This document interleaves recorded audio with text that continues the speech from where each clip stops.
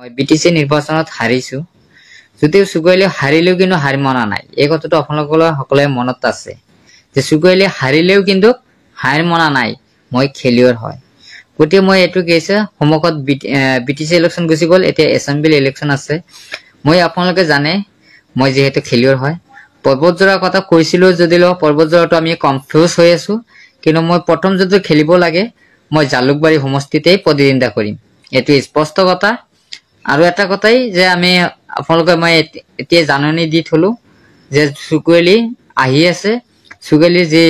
পতৰনা কৰিছিলে বিজেপিয়ে যি পতৰনা কৰিলে এই পতৰনাৰ মূল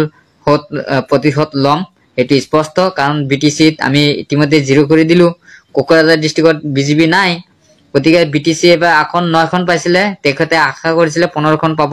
এতিয়া সুগৈলি কৈছিলে 5খন এখন দিছিলে আৰু হেতুই হৈছিলে এক্সাম্পলে 5খন পালে বিজেপি গতিকে লাষ্টতে একদম জিৰো হৈ যাব বিটিসি আৰু বিজেপিৰ অস্তে নাই গতিকে অসমৰ পৰাও আমি এতিয়া জালুকবাৰী থিয় হম আপোনালোক আশীৰ্বাদ কৰিব যাতে জালুকবাৰী সমষ্টিত প্ৰতিদ্বন্দ্বিতা